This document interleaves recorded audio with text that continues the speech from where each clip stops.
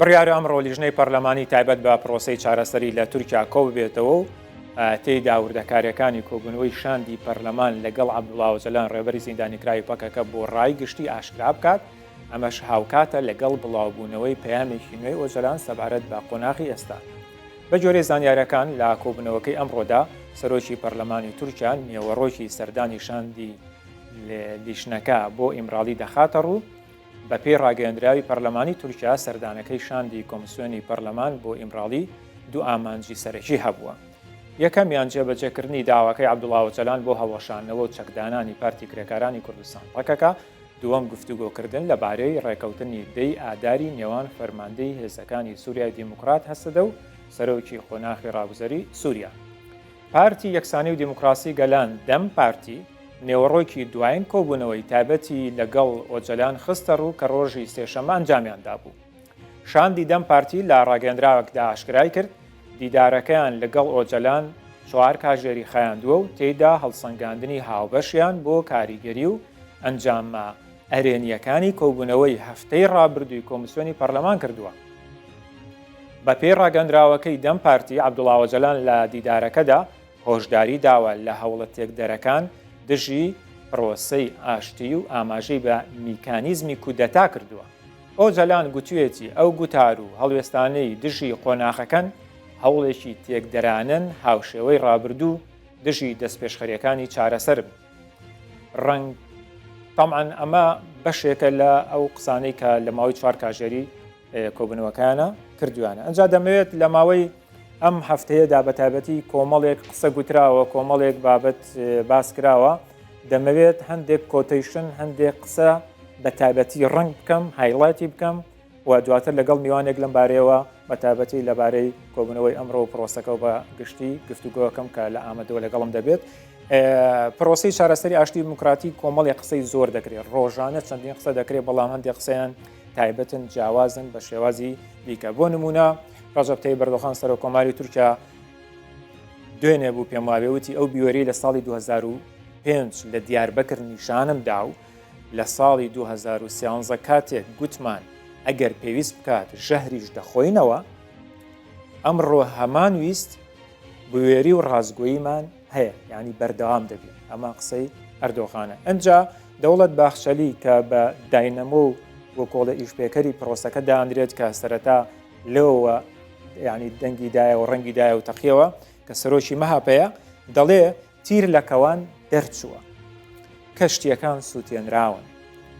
تورکایەکی بێتیرۆر ئامانجێکی نەتەوەیی و مێژوویە و چی دیکە لەو ئامانجا پاشگەز نابینەوە. عەبدوڵڵا ئۆجەلان لە سەرزاری شاندی دەم پارتیەوە کە لەگەڵ یا کۆبوونێتەوە باسی قسەیەکی هەیە، دەڵێ ئەم قۆناغی بەشداریکردنی کوردە لە کۆمار ئەویش لە ڕێی یاسا و بنیادنانی کۆماری دیموکراسیە بە فراوانترین هاوبەشی کۆمەڵایەتی. ئەوە قسەی عەبدوڵڵا ئۆجەلانە. باشە، ئەنجا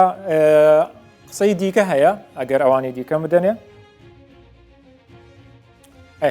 تونجەر باکرهان هاوسەرۆکی دەم پارتیە، ئەویش قسەیەکی هەیە کە جێگەی ئەوەیە ڕنگ بکرێ، ئەڵێ دەرگەی ئاشتی کراوەتەوە، هەندێک لە بەردەم دەرگەکە وەستاون، پێویستە تێپەڕن، ئازارەکانی 100 ساڵ تەنیا بە عەقڵی هاوبەش چارەسەرەکرێت. هەروەها تۆلای هاتیمە غۆڵاری دیسان هاوسەرۆکی دەم پارتیە، ئەویش قسەیەکی هەیە، دەڵێ ئەوانەی پرسی کورد وەک پرسێکی هەڵبژاردن دەبینن، هەڵەن ئەم پرۆسەیە لە چوارچێوەی دەنگی هەڵبژاردن و بەرژەوەندی پارتەکان فراوانترە. و بۆڵند ئارێنج سەرۆکی پێشووتری پەرلەمانە، ئەویش نووسینیشی هەبوو لە ئێکس، یەکێک لە قسەکانی دەڵێ بەڕێز مەسعود بارزانی دۆستی تورکیایە، بە پرۆسەکانی ئاشتیەوە هەمیشە لە پاڵ تورکیا وەستاوە و یەکێکە لەو ناوانەی گەورەترین پشتیوانی لە پرۆسەکە دەکات. یەکێکی دیکە لەوانەی کە ئۆجەلانیشی بینیوە لە لیژنەکەی پەرلەمانی تورکیایە کوڵستان کلیچە کە بریکاری فراکسیۆنی دەم پارتیە، دەڵێ قۆناغی یەکەمی پرۆسەی چارەسەری تەواو بووە و ئێستا چوونەتە قۆناغی دووەم کە ئەویش هەموارکردنەوەی یاساییە، ئیمراڵی ئیدی بووەتە دوورگەی چارەسەری و ئاشتی. ئەمە پرسیارێکە کە ئەمڕۆ لە میوانەکەمی دەپرسم. یەکێکی دیکە لە قسەکان ئامەد مەڵازگرتە کە فەرماندەیەکی باڵای پەکەکەیە دەڵێکە دوشتی سەرەکیمان دەوێت. یەکێکیان لەوانە ئازادی ڕێبەر ئاپۆیە بە گەرنتی یاسایی، هەروەها دووەمیان گەلی کورد لە دەستوری تورکیادا بە فەرمی پەسەند بکرێت. قسەیەکی دیکەی ئەحمەد داودۆغڵە هەیە کە سەرۆکی پارتی ئایندێ دەڵێ ئەگەر دەست بە زمانی هەڕەشە بکەین ئەم پرۆسەیە دەمرێت لەبەر ئەوەی ئێوە زمانی هەڕەشەتان بەکارهێنا پرۆسەکە بە تەواوەتی وەستا. ئەوە مەبەستی کاتی خۆی بوو. دۆ خۆپەرینچێک سەرۆکی پارتی وەتەنە ئەویش دەڵێ ئەو دقەی 27 شوبات تەنیا عەبدوڵڵا ئۆجەلان دەیتوانی بینووسێت. ئۆجەلان هەمیشە بیری یەکگرتنەوەی لەگەڵ دەوڵەت و گەلی تورک هەبووە. ئەڵێ ئەو دقە تەنیا ئەو لە 27 شوباتا توانی بێتی بنووسێن. جا دەمەوێت لەم بارەیەوە لەگەڵ بەڕێز محەممەد کەماش پەرلەمانتاری دەم پارتی لە ئەوانەوە گفتوگۆ بکەم. کاک محەممەد بەیانی بە زۆر سپاس بۆ ئامادەبوونت. هەندێک وتە و قسەم خوێندەوە، بەڵام ئەوەی کە زۆر سەرنج ڕاکێشامەوەیە کە ئەم قۆناغا ئیدی قۆناغی یاسایی دەست پێیەکە. قۆناغی یاسایی چۆن دەست پێیەکە؟ نێوەڕۆکەکەی دەبێت چی تیابێ؟ بەێ ڕۆژ باش بەێ وەکی ئانی زبنە بێژم پێواژوە چارەسەریە براستی پێنگاف حتا بێ ئاستێ هات، یعنی پێنگاوێن حتا نها یەکالیات بن ئابێتن ژێ براستی دو پێنگاوێن مهم یەن بژن عالیە دەسەلات و پارتیا دەستەرێدا هاتن ئاوێتن. یەک ئەم بێژن کۆمیسیۆنە پر پارلەمەرێ بژ ئاوابوویە کۆمیسیۆنە چارەسەری وەکەوی و براتی بێژن پارلەمەنە تورکیە ئاوابیە ئەو کۆمیسیۆنە هەنێ براستی gelek kar û xebatê girîng pêk anîn, gelek hevdîtinên girîng pêk anî vê komîsyonanê. Hevdîtina herî dawî ya herî girîng jî ew bû em bêjin 24 mijdarê li girava Îmraliyê bi Birêz Öcalan re hevdîtin pêk hat. Ev ya em bêjin encamên wê em bawerin wê îro naveroka wê emcavê wê civîna îro da hem wê komîsyonê were parvekirin hem rêya parlamentoyê birayê giştîra jî gotûbêjin ku komîsyonê wê derê kirin wê were parvekirin. پێنگاوە دویەمین معناوێ وەکی نەهاژی گوت سەردانا ئیمرالی بوو ئێدی هەر کەس بەندەیە ئەو قۆناغا یاسایی ئاوا ببێژ بۆی کو ez bêjim biryara xwafersakirinê heta çekşewitandinê eger bicî were kere serî de yasaya wê were avakirin. Yani eger yasayek bo îvan pêngavan neya avakirin mixabine pêngavê heta niha hatin avêtin bê mene dibînin. Wê vê xasê yani genel hembervan pêngavên ئێستا هەمووان چاوەڕێی یاسایی دەکەن. دەبێ یاسایەک دەربچێت لە پەرلەمان دەتوانێت یاسایەک لەم بارەیەوە دەربکات یان پێویستی بە گۆڕینی دەستور هەیە؟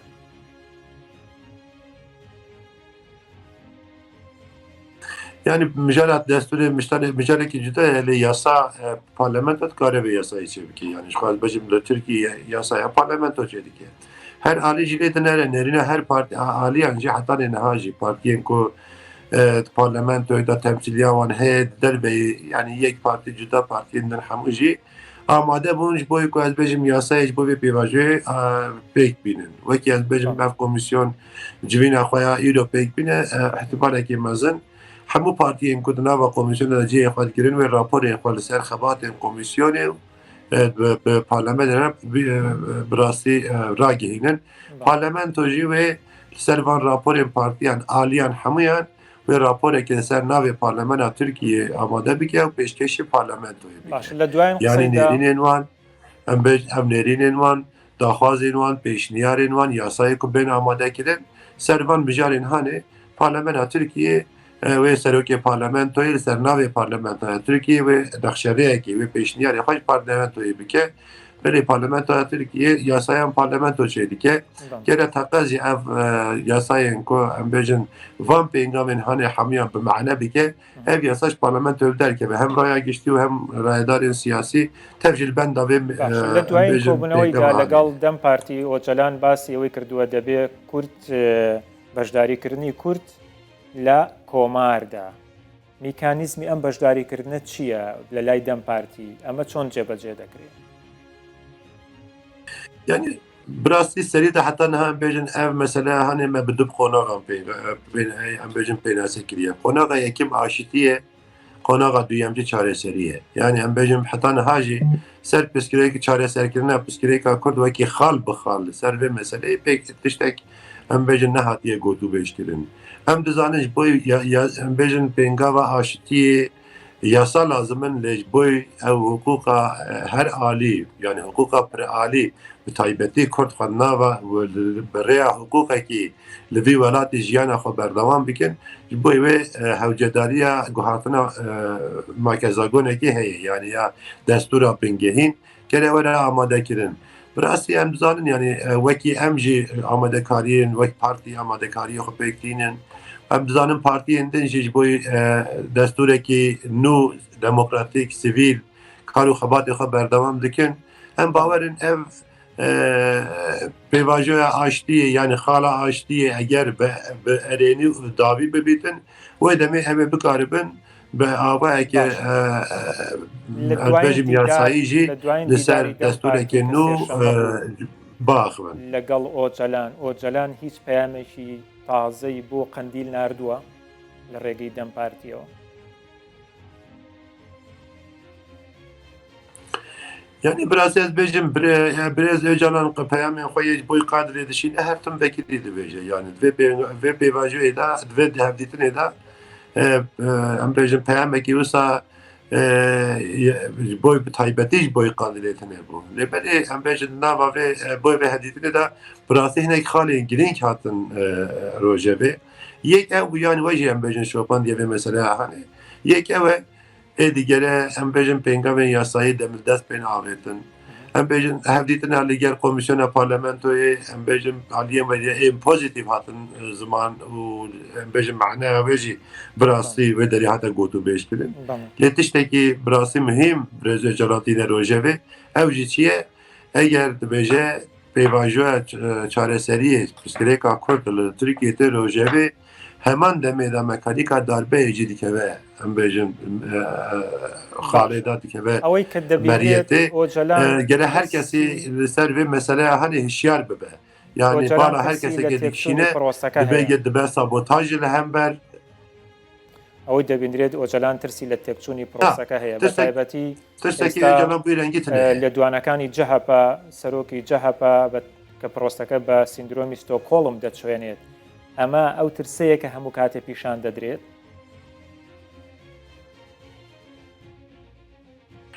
yani birasî em bêjin serî heta niha da jî wextê ku em behsa çi pêvajoya çareseriyê dikin em dizanin krîzên wê xetîbînên wê aliyên ku ez bêjim naxwazin ev pêvajo bi ser bikevî wê hebîtin yani heta niha jî wekî ji bo hem berdewamkirina wê em bêjin kar û xebatê ku hatin ekirin baş bûn baş yer bi rê ve dişîtin lê têvê nayê vê meneyê yani tu xetîbînên wê tinene tu krîzên wê tinene em bendê ne bi taybetî jî aliyê hinek partiyên Tirkiye yani yeni sistemê bixwe wekî İYİ Partî sekna İYİ Partiyê hember vê pêvajoyê her kes jî dizane lê mixabin vê dawiyê li ser hindek meseleyan bi rastî CHP jî yani êdî hinek tiştên xirab li hember vê pêvajoyê û hember têkiliyên em bêjim siyaseta Kurd û partiyên desthilatê tîne ziman wekî sendroma Stockholmê we jî şopan de bêjin mata rojevê em bêjin boy ku ev pêvajo tu partî gerevê pêvajoyê li ser berjewendiyên partîbûyînê ya partiyên xwe yan jî iqtidarbûyîna partiya xwe em bêjim ser vê mijarê nesekine yani herkes ji bo ku ez ê bêjim vî welatî êdî aştî pêk were êdî kuştin û perçûn pêk nê vê rengî ینی فراوانتر کراوە لە باکووری کوردستان بە تایبەتی کە باسی ڕۆژاوای کوردستان نەکرێەوە لەگەڵ ئەمەشە بڕیار وایە هەفتەی داهاتوو ئیلهام ئەحمەد سەردانی با بڵێن تورکیا و باکووری کوردستان کە ئەمە تا چەنە بە یەکەوە بەسراوەتەوە و بە تایبەتیش کە لایەنەکانی تورکیاش باسی با بڵێن هەسەدە و ڕێکەوتنەکەن لەگەڵ دیمەشقا پرۆسەکە فراوانتر بووە لە تورکیا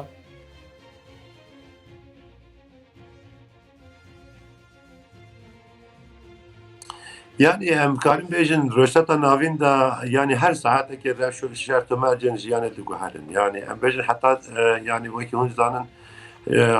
şeş û heftê vê mehê yani daviya vê hefteyê Stenbolê konferansa bejin aştiya roştata navîn heye wê de bêda ez bêjim davetname ji berê İlham Ahmed re jî hatiye şandin me jî wekî daxwaz jî anî ziman me got bira me wekî birêz Tuncer Baxirhan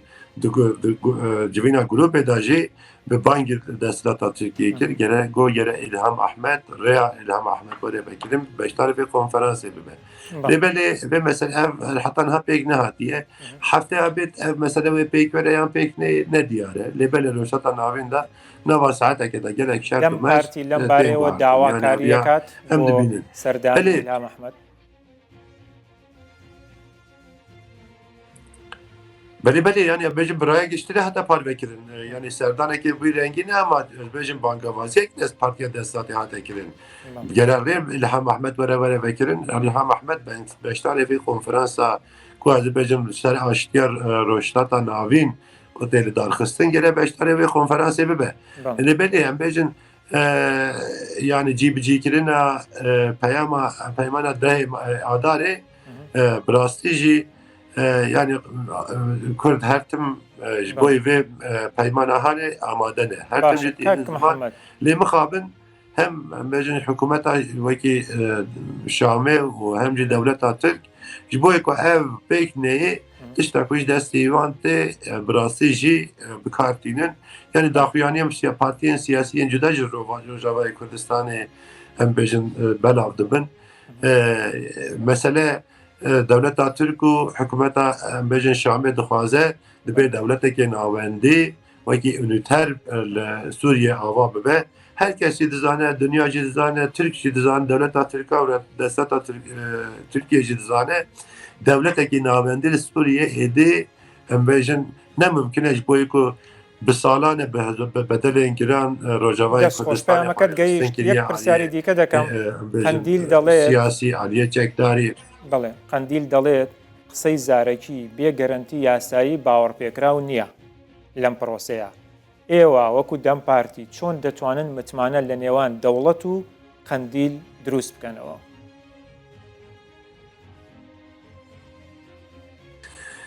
yani birastî em dibêjin ew pêngavên heta niha hatine avêtin birastî jî baweriyekê mezin ava dike yani em bêjin biryara fesehkirina rêxistinê biryara çekşewitandinê vekişîna ji Bakurê Kurdistanê ewna hemû em bêjin gere êdî ne ku yani li ser gotina ku bawerî pêk neyê pêngavên pêşçavin yani pêngavên pratîk in êdî em bêjin wekî dinya hemû dibîne rêxistinekî biraya giştî ra em bêjin biryara fesehkirina xwe em bêjin bide biraya giştî û cîhanê re par ve bike li ser vê mijarê jî em bêjin merasima çekşewitandinê her wiha vekişîna ji Bakurê Kurdistanê her wiha ji qadên em bêjin medyayê hinek qadan vekişandin heta niha em bêjin tu şer û pevçûn pêk neanîn bi rastî jî ev pêngavên somut berbiçavin yani ne hewce ye yani wekî niyetekê nîne em bêjin bawerî pêk bê yan jî neyê باش لێبەلێ پرسی ئازادکردنی زیندانە سیاسیەکان و بە تایبەتی پێنگاوین کو ئەو باوێژن تنێنە بەشێک دەبێت لە قۆناغی دووەم کە بڕیارە دەست پێ بکە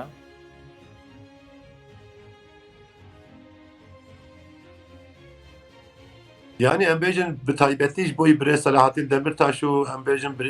doza Kobanê hevcedarî ez bêjim nîne bi ser vê pêvajiyê ji xwe em bêjin yani ahim jî biryara wê bi çend caran digire yani dibêje eva dozekî hukukî ne dozekî siyasî ye lêbelê yani ev mesela girtiyên siyasî ku girtîgehan da belê divê pêvajiyê de wê xarekî sereke bibe çünkü em zanin hevalên me parti em bêjin siyasetmedarên me ê ku derkeftin ji derveyê welat ê ku siyaset zindana dane em dizanin evana tep bi dozên siyasî yani vegavê zindana dane yan jî hatine desteserkirin ji dervane ev wê xarekî wê be hem bawerin yani ev ئەم پرۆسەیە بۆ هەڵمەتی هەڵبژاردن بەکار بێ استراتیجی دەم پارتی کۆمیسیۆنی جوێنە خۆ پێک بینێ ئەگەر پرۆسەکە بۆ بابەتی بانگەشەی هەڵبژاردن بێت استراتیجی دەم پارتی لەم بارەیەوە چییە؟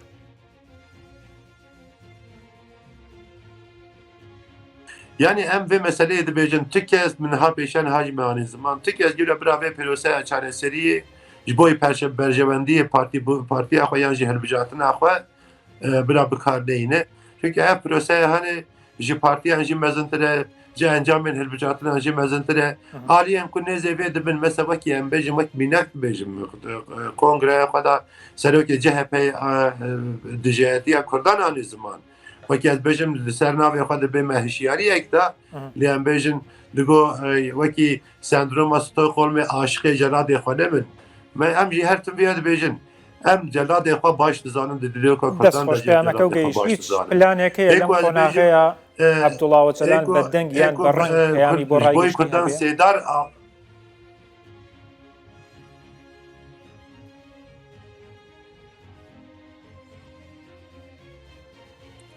yani em bêjin êdî birêzojaan bi peyamên deng û dîmen bi rêya giştî na eger şert û mecên birêzojara were guhardin em bawerin yani min wiya baniya ziman ji beriya niha eger komîsyon kar û barê xwe bi civîna îro da nexşereya xwe diyar bike hem bawerin dere demek nêza bi nexşereya komîsyonê parlamento wê pêngevan bavêje em bawerin jî birêzojara ne bi rêya peyama û vîdeoyan da wê bi rasterast vê civakê re peyamê xwe parve bike. زۆر سپاس دەکەم دواپرسەر دەکەم تێڕوانینتان چییە بۆ هەندێک دەنگی نێو پەکەکە بۆ نمونە وەکو بەستێ هۆزات کە دەڵێت لێبوردنمان ناوێ ستاتۆمان دەوێت ئێوە تێڕوانینتان چییە وەکو دەمپارتی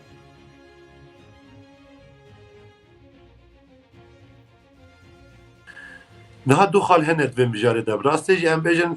li ser mijara qayûman jî yani em her tim dibêjin yani qayûm gere yasayên qayûmê hebin ya sarî diye tê gotu bêşkirî ji bo wê qasî vê mînekdahanê ji min da a duyemîn jî belê efû boî suçdaran heye yani besê hozat birêz besê hozat vê meseleyê bi rastî bi zelalî aniye ziman em jî wek siyasetmedar jî em di parlamentoyê jî tînin ziman em bêjin kesê ku suçdar bibe bê efûkirin kesê ku suçdar bibe jî êdî mafê wî piştî vê efûkirinê mafê wî tinene ev ye ne meseleya suçdarî û efûkirinê ye ev e meseleya çareseriya piskirêkekê rastaqîne gere ev piskirêk were çareserkirin boy vê qasê em jî wekî partiya siyasî em jî efûbûyînê xebûl nakin yani ji bo ku ez ê bêjim însanekî sûcek pêk aniye yan ji suçdarê gere were efûkirin û hele mala xwe rûnê tiştekî wisanîne ev ya dozekî daweyekî em bêjin di holê de ye ser vê daweyê ev mesela heta vê demê hatiye meşandin ne mesela suçdarî û efûkirinê mesela çareserî û pêkhatinê ye. زۆر سپاس بەڕێز محەممەد کەماچ پەرلەمانتاری دەم پارتی سپاس کە ڕاستەوخۆ لەوانەوە لەگەڵم Dem baş mamoste gerek spas.